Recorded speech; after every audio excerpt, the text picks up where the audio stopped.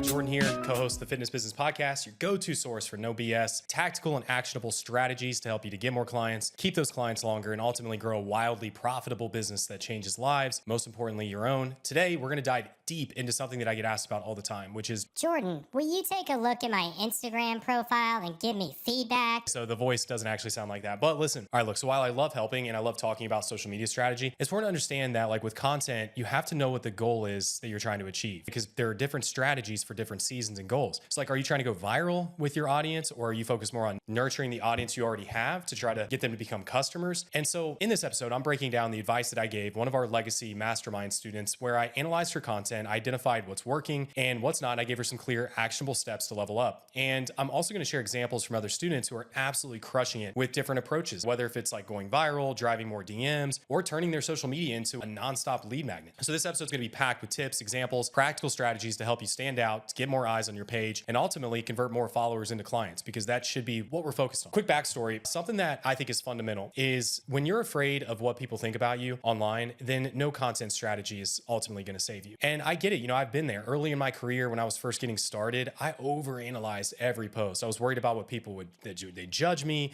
or I would say something that wasn't correct, or people just wouldn't pay attention and just scroll past. That fear really muted my voice. I can remember when I met Erin, I had Evernote, which is like a note-taking app where I had months of content planned out, a whole like content plan. And she's like, why haven't you posted any of this shit? Like, oh, it's not ready yet.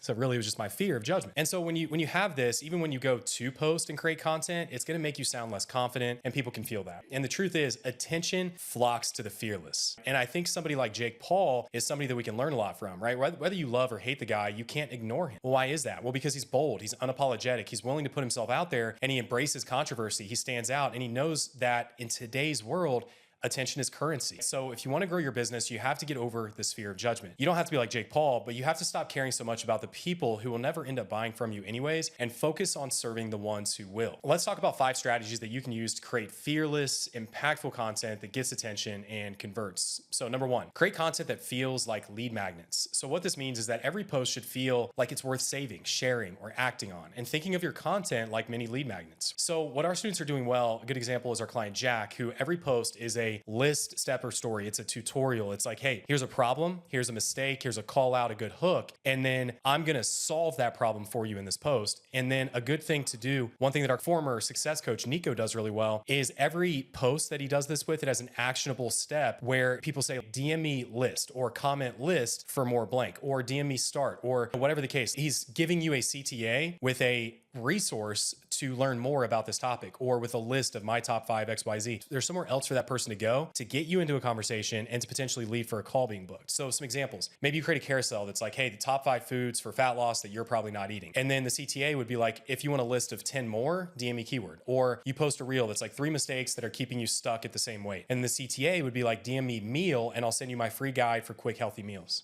Not only are you creating content that is super valuable, actionable, but then you're giving people the opportunity to go deeper with you and to provide even more value. And all you would do is like create 10 different resources, checklists, cheat sheets that you can cycle between and have as multiple different CTAs. Number 2, decide on what your intent is, right? Are you trying to go viral or are you trying to nurture? Are you trying to go deep or are you trying to go wide? All content is not meant to go viral. Some posts are designed to just build trust and nurture relationships. And with those kind of posts, you can't get caught up on engagement and shares and likes and comments. You should be looking at your bank account and conversations you're having. A lot of the people that end up buying from you are never going to engage, or they never have engaged. A lot of our students are doing this really well. Vanessa, for example, she's alternating between like viral shot content and deeper storytelling that also builds credibility. So she's had a couple of viral posts that have gone crazy that are basically just going through her story of how she was told from multiple experts and doctors that she just needed to move more and eat less. And little did she know she had underlying issues with her hormones. And so she tells these stories with these cool reels that show the struggle, show the before. And then she had this epiphany and how she was able to now get XYZ result. And people can resonate with that. And so she's gotten a couple reels that are like 8 million, 10 million that are directly calling out her ideal client avatar and are great with building trust, and they're going viral,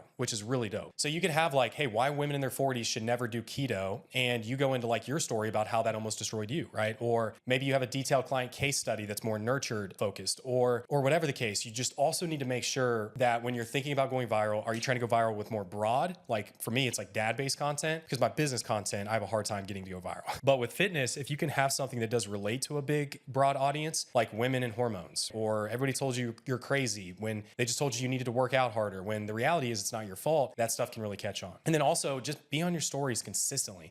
Explain your process in bite-sized chunks, and then end your stories with a poll. Hey, do you want help with this? Vote yes. And if you have stuff going viral and then you're on your stories talking about your process, it's a perfect funnel of like new followers, process, CTA, new followers, process, CTA. The next thing, tip number 3. I love this framework, and it's a framework that our students use really well, which is called the HPVC. What it means is hook, proof, value, and CTA. It's simple and effective. Jack, for example, does this really well. The hooks are always really good, punchy, direct. Hey, stop doing this if you want, or stop riding in the saddle like this unless you want your posture to look like this. He helps horse riders with flexibility and posture. Or with a fat loss offer, it could be like, hey, stop doing this if you actually want to lose weight. Negative hooks work really well. You could also be like, hey, why counting calories isn't enough? Okay, that's hook. Proof. I've helped 200 clients lose 10 to 15 pounds in 90 days. And what I've found is there are 3 reasons that you're actually not seeing results, and they have nothing to do with what you think. Give the reasons, and then be like, comment fix if this resonates with you, and I'll send you my guide on XYZ. Another good example using this through a storytelling framework is our success coach, Lacey, who is really, really good at this. She creates great content that shows like where she was at when she was stuck and not feeling great, low energy, low libido, was gaining weight, and then how fixing her cortisol led to this outcome. So you could tell a story that's like, I was stuck at 150 pounds, working out 5 times a week and still not seeing progress. And it wasn't until I learned this one thing that I finally was able to do blank. Or you could do client case studies where you show how Sarah lost 15 pounds, regained her energy, and fixed her hormones in just 90 days. And then you could be like, hey, do you want to see results like Sarah? Comment results, and I'll send you her exact plan that we did this. All right, cool. The final thing is to model and modify. So realize that the best content strategy in the world is the one that's working right now. Okay, so don't reinvent the wheel. Research what's working best depending on your goal. And what I do is I spend 60 minutes a week learning from other content creators. Okay, I'm looking for content topics to talk about, hooks, content structure, and I save the post to a folder and I reference to recreate in my own words when I go to create content. There you have it. Quick, punchy episode today. 5 content strategies that are working right now for our students. And remember, nobody cares if your content's perfect. They care more if it's real. So just be real, show up. You have to create posts that suck to eventually create posts that are good. Be authentic and just be willing to suck at first. And just document, hit post. And if you do this consistently for 12 months, I guarantee it will open up doors in your life that you could have never imagined would have existed. Anyways, if you enjoyed this episode, do me a favor, make sure to subscribe to the channel. If you're watching this on the tube, subscribe to the podcast, and maybe share it with a friend. Tag me on Instagram at JordanDuggar_. And if you wouldn't mind, maybe leave us a review. Leaving us a review really helps with our ratings and all that good stuff. So it takes like 2 minutes. And if you leave a review, we actually pick out 3 winners a month to get a $100 Amazon gift card. So we usually get like 10, 15 reviews a month. So you have a good chance of winning. So anyways, that's it, guys. Crush it. Hope you guys have a great week, and I'll see you on the next one.